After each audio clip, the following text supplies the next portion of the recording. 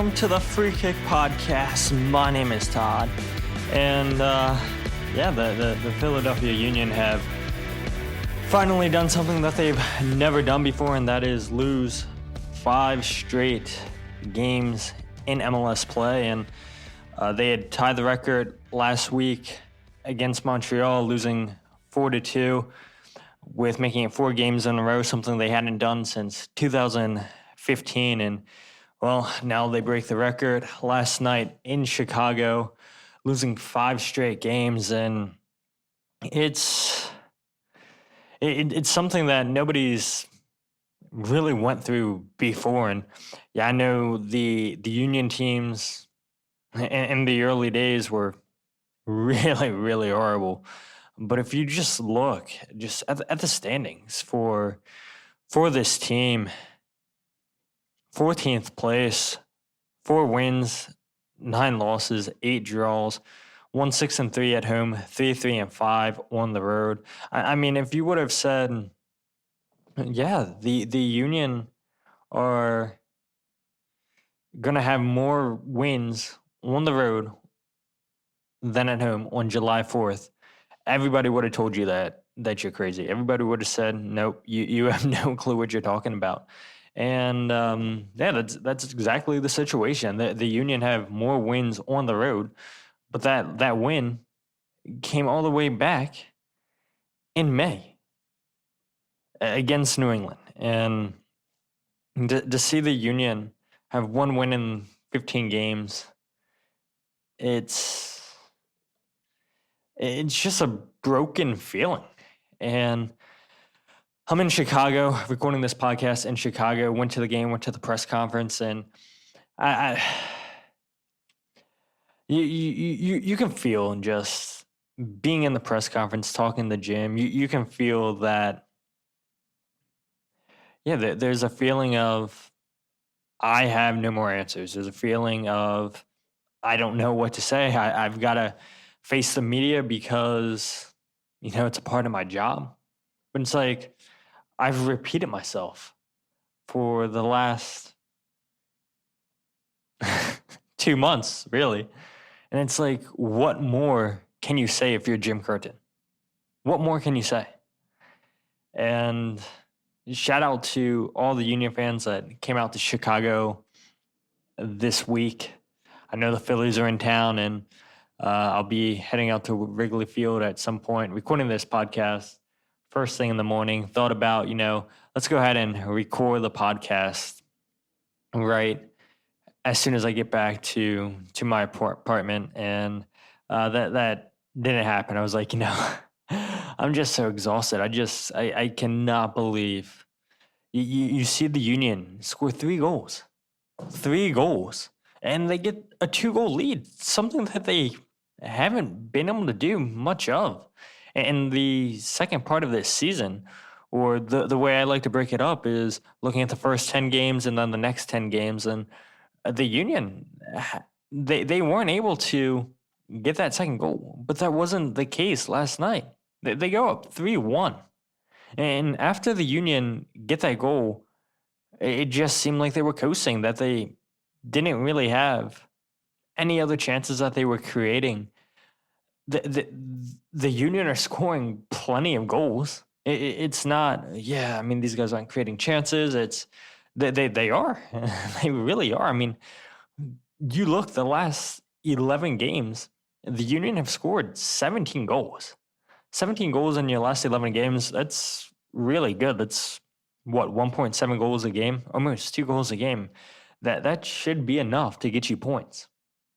But then on the flip side of things, you've now conceded 23 goals in your last 11 games. 23 goals. And we've seen 4 goals in each game given up in the last 3 out of 4 games, I think it was. Cincinnati, Montreal, and now Chicago. You lose, obviously, at home 2-0 to Charlotte, and that's a disappointing result. You go up to Montreal, you score the first goal, then you concede, then you can score the goal with Jesus Bueno, and now you go into the half 2-1.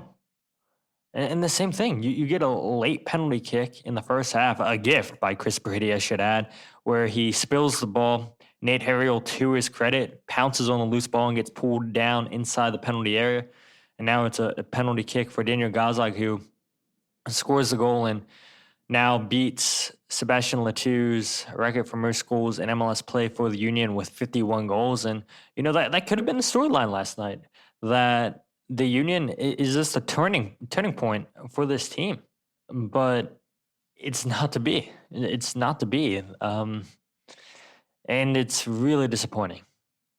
It's really disappointing, and you don't really have too much to say. So I don't know how long this podcast is going to be. I don't know how long of a rant I'm going to be going on, but yeah, it's tough times being a Philadelphia Union fan, and they find different ways to lose every single time. And I'll play 3 clips. Hopefully they line up fine in the audio for you guys. I obviously didn't bring my normal recording equipment. I have my little mics that I use for my player interviews or being in the locker room and whatnot. So hopefully the audio quality is good for you guys. Hopefully, like I said, everything lines up. But I asked Jim Curtin 3 questions after the game, and some fans, I know are disappointed. Oh, people aren't asking the hard-hitting questions. It's like, man, what are you supposed to ask? It's like, and me specifically, like, I don't care if people have an issue with what I ask or what I don't ask. Like, my whole motto is, if you don't have a question to ask, then don't ask a question. But Jim brought up set pieces. The Union have been good at defending set pieces all season long. But against Montreal, you give up 2 set pieces. Against Chicago, you give up 2 set pieces. So now that's 4 set piece goals given up in your last 2 games. And you're a team that thrives off of scoring set pieces, and you're also a team that thrives off of defending set pieces. And it's ridiculous just watching these easy set piece goals that the Union give up last night. And so Jim Curtin brought it up, and I'm like, I'm glad he did, because I'm going to ask you about the set piece defending. And this is what Jim had to say on the set pieces given up. I think always before the corners happen, there's things that make them preventable. So in this instance, the first one, if you remember, Nathan gets beat in behind where he really shouldn't be a dangerous situation. It's just a straight ball over the top. We have to scramble, make a block, and it goes out for a corner. Anytime you do that now, obviously everybody goes into the box. Having said that, we have enough guys in the box to defend it the right way. We don't do it, and we get punished. Next one, we have a ball that gets clipped into the box, easy to catch, and the play's over. Instead, it gets punched out for a scramble, and then another corner, and you get punished. So these little things, little details come back to haunt you. And again, we didn't get it done tonight on the restarts. Yeah, and it's difficult to see. I mean, you have a player like Jack Elliott, Jacob Glesnes inside the 18-yard box that should be able to defend those set pieces, and those are goals that you shouldn't be giving up. And it's insane just watching these goals given up, and to see, just easy balls played in to both posts. I mean, you see the ball switch from Gutierrez to Haile Selassie. First time's it to Kuipers, and then Jack Elliott just out of position completely, and it's a tap in. And it's not good. You can't get caught just lacking. I mean, it's I don't want to say it's a lack of effort. What I think the issue is fatigue. And that was a part of my question too. I asked, I mean, you're looking at all of these just mental mistakes. And are these mental mistakes happening because, the players are tired? You give up a goal in the 82nd minute. You give up a goal in the 89th minute. You give up a goal in the 92nd minute. You give up 3 goals in 10 minutes. 3 goals in the last 10 minutes of this game. I mean, there's no reason for that. And I know fans are complaining about, oh, well, Jim only made 1 substitution all game. Jeremy Raffanello in for Chris Donovan, who scores, by the way. Congrats to Chris Donovan for getting on the score sheet. You had Ty Berube not travel with the team because of back spasms. Came out in the second half against Montreal because of back spasms. Jim told us on Tuesday that it would basically be a game time decision if Ty Berube travels to Chicago or not. He doesn't travel. And so Chris Donovan, the only fit striker you had, and he needed to have a big game. He did. You had Liam Flock and Chris Donovan combining. But Chris Donovan starts to get fatigued a little bit, and you go ahead and you sub him out. But I look at Jack Elliott, I look at Jacob Glesnes. I mean, these guys are playing a ton of minutes. But you just don't have anybody you can trust to fill in for them. Damian Lowe had a family emergency, and so he was excused up until July 4th, Jim Curtin said. So no Damian Lowe. Oluwetu Makanya, you don't bring him off the bench. I mean, he's your only natural center back you have on the bench. And this guy you bring in last year for a young DP signing, he's 20 years old. And he spent all of his time with Union 2, which is fine. It is what it is. But how much of a fail signing is that? Where you look, even last game against Montreal, you bring Nate Harriel to play as a center back when you switch to 5 in the back instead of leaving Nate out wide, and then you bring in Makanya. That tells you everything you need to know about how Jim Curtin views Oluwetu Makanya. He doesn't trust him. And so fans complain and say, Jim Curtin out. He doesn't know how to manage minutes. He doesn't know how to manage games. But, honestly, look at the bench last night. You have Andrew Rick. Okay, you're not going to count him as an option. You never count the goalies as an option. You have Olivier Bizo, not a great defender. Oluwetu Makanya, CJ Olney, Jeremy Raffanello, David Vasquez, and Marcus Anderson. Jim Curtin said Marcus only trained one time during the week, and so you weren't going to bring him off the bench. David Vasquez, you're not going to bring him off the bench. Hasn't played yet for the Union's first team. He's playing primarily with Union 2. He's 18 years old. He's not ready. CJ Olney, I know you gave him his debut against Charlotte, but he's not ready. Jeremy Raffanello comes in for Chris Donovan. That's it. But you don't trust Olivier Bizo. You definitely don't trust Oluwetu Makanya. So what exactly is Jim supposed to do?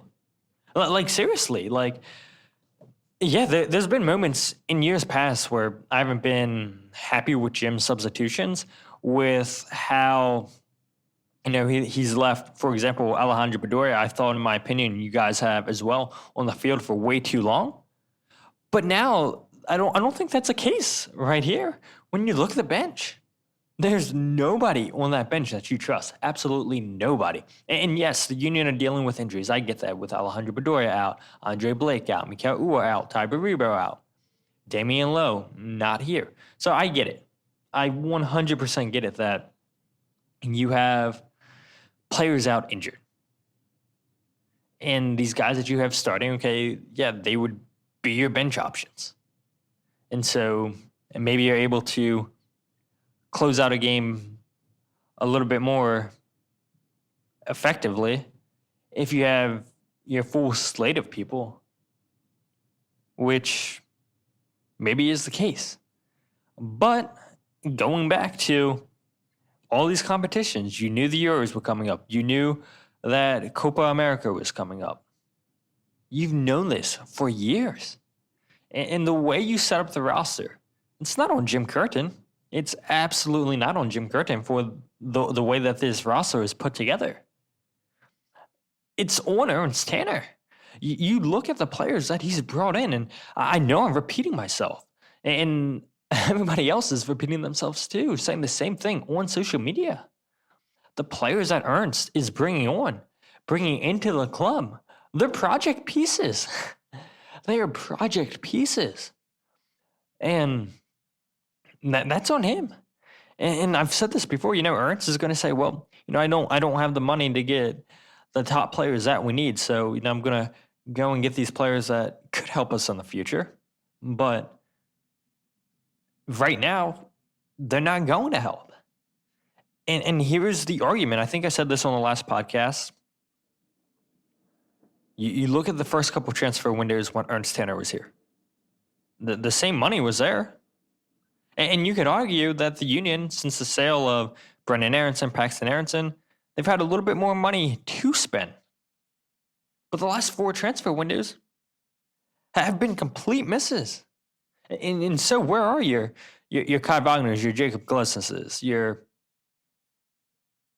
Jose Martinez's? There hasn't been players like that in the last 4 transfer windows that have come into the team right away and made an impact. And it's a shame. And so you set Jim Curtin up for failure. And so I don't understand how fans can blame Jim Curtin, say, yeah, Jim Curtin's at fault for the results, for not subbing in players, when he clearly doesn't trust the players he has on the bench. And can you blame him? I mean, as a coach, who are you putting on there? And I know some of you are going to say, well, you don't know what you have in Makanya until you try. And okay, point taken. But what's he done with Union too? Jim is a coach that, if you're not doing well in training, if you're not training hard, you're not going to play. We're not just going to give you minutes just to give you minutes. And to Ty Baribo's credit, started practicing well, and so the minutes started coming. And yes, I know it helps when you sell Julian Kranza. You don't have many options at the forward position. And so you're kind of forced to play Ty Baribo. And I know that's where some of you guys would say, well, you're kind of forced to play Makanya. But the trust level is just not there from Jim Curtin and Makanya. And so what are you supposed to do? The players that you started the game with, Sullivan, Donovan, Gazdag, McGlynn, Bueno, Flock, Harriel, Glesnes, Elliott, and Wagner, they were good enough to get you a 3-1 lead. But then afterwards, I think you only created 4 chances. The chances started to dwindle, and you saw the team start to sit deeper and deeper. And I asked Jim Curtin about that too. I said, you get the 3rd goal. You guys have struggled all season to build on a 2-goal lead, to go up by 2 goals. And after you get that 3rd goal with Jack McGlynn, you guys barely created anything. And I said, is it a fatigue issue? And this is what Jim had to say. We certainly are scoring plenty, to even shorthanded to score, 2 goals on the road, now 3 goals on the road. That should be enough to take points. And, for whatever reason, we haven't been able to close out games defensively as a group, and we get punished. So, the offense has been there. We've manufactured goals. We've found ways to score. And when you get a 3-1 lead on the road, that should be enough. And tonight it wasn't, because we had some self-inflicted errors. Yeah, and it really is. And I know you guys love when I give stats on the podcast. Everybody loves stats. But if you look at it, like I mentioned earlier in the podcast, Cincinnati and Montreal, you gave up 4 goals in both of those games. And if you look at it, the Union's first 10 games of the season, they went 3-2-5. They gave up multiple goals in 6 of those games. And so during now this 11-game stretch of things, the Union have given up multiple goals in 8 games. Coming into the game against Chicago, it was 7. And so early on in the season, the Union are giving up as many multiple goals as they are currently. I mean, they're a team that's giving up multiple goals this season. But if you look at the first 10 games of the year, in those 6 games, 4 of those games wound up being draws. And a lot of times it was the Union conceding first. In the first 7 out of 10 games, the Union conceded first. And it's something for the most part that they've done well to correct. I know they give up the first goal against Chicago, but it's been 5 out of 11 goals now conceded first in these last 11 games. But even last night, they give up that goal. And I was texting people prior to Chicago scoring, and I said, the Union actually aren't playing bad. The Union are playing pretty good. And then, of course, they give up the goal to Holly Selassie. And to the Union's credit, they come right back down. You know, they didn't really let that goal conceded affect them because 8 minutes later, the Union get a goal with Chris Donovan. Good ball movement on the right-hand side from Nate Harriel and Jack McGlynn. And then they switch the field to the left-hand side to Liam Flock. Liam Flock does a good job to send in a cross. I think it was a shot. Takes a deflection off of Chris Donovan, and he redirects the ball into the back of the net. And so now you're tied. And then right before the break, you get a penalty kick by Nate Harriel getting fouled, like I said. Daniel Gaza converts it, and you go into the half, 2-1. 4 minutes after halftime, you get a goal with Jack McGlynn, 3-1. But I really do think the issue with this team is fatigue. I mean, they really weren't creating many chances, any clear-cut chances after they got that third goal with Jack McGlynn. And Jim's right that scoring 3 goals on the road should be enough. That should be more than enough for really all 3 points, not just a point. It should be all 3 points. You go to Montreal and you score 2 goals on the road. Should be enough for at least a point. You score 3 goals again in Cincinnati. Should be more than enough for a point. You went down 3 times in that game. You still found a way to tie it up. And something that the Union have struggled with is finding that second goal, building on a 2-goal lead. And they finally do it last night. But they can't hold on. And so I really do think it's a fatigue issue. That this team is really, really, really getting tired. This team's really, just slowing down. And so the last clip that I'll play is to try to spin it in a positive. I thought the midfield was really good in the first half. And Jim Curtin, he agreed. And that was my big takeaway, is just watching the give and go, the movement. The off-ball movement was really good. The Union were able to play through the middle. And we saw last week against Montreal where the wingbacks made it difficult for the Union. But the wingbacks for Chicago were pretty non-existent in the first half of this game. The Union did a good job just taking away those threats, really playing through the middle. A lot of space in the middle by the Union, and that starts with the movement by the midfielders. It's a shame because it is a good stretch of the game that we had in the first half, but it's all wasted because we don't take points. So I thought Choo had a strong game. Leon was everywhere trying to do his part. McGlynn came into the game, I thought, and did a good job too, and especially obviously getting the goal in the second half. It was good to have Danny back, and we found some space in the middle of the field.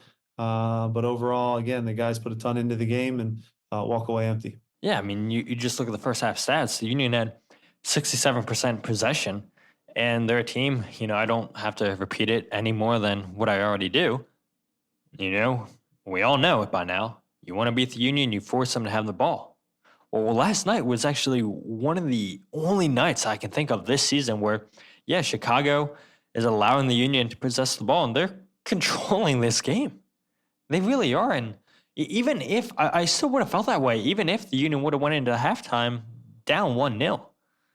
But to their credit, they found ways to get 2 goals. And yes, I know the second goal that the Union scored, huge error by Chris Brady.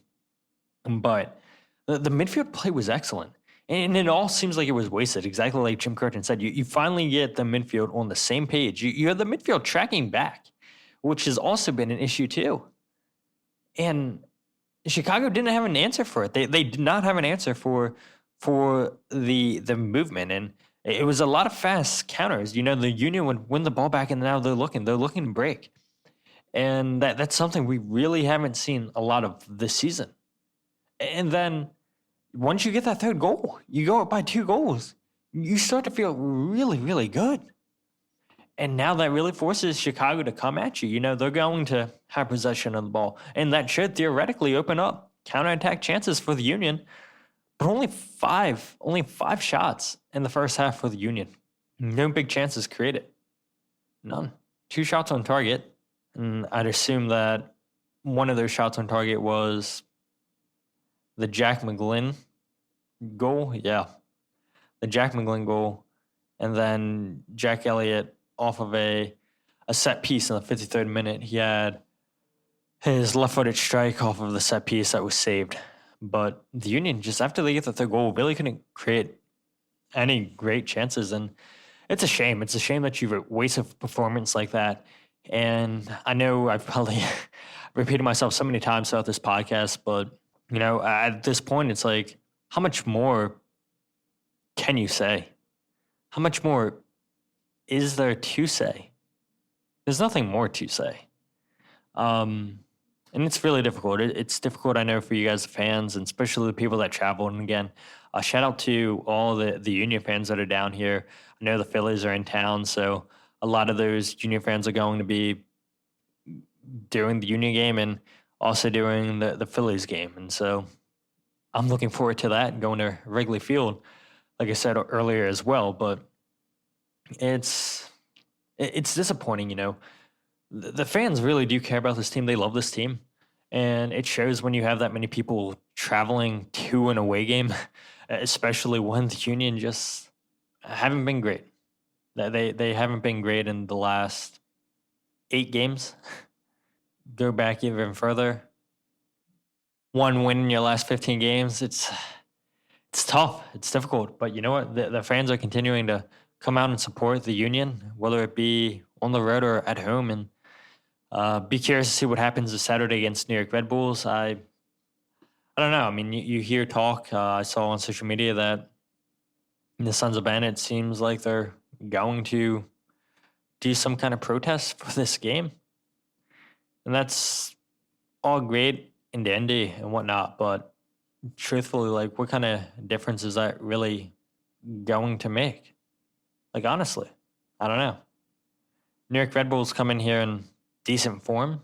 1 win, 3 draws, 1 loss in the last 5 games. Not conceding a lot of goals at all. 4 goals conceded in the last 5 matches. Tied DC United over the weekend 2-2.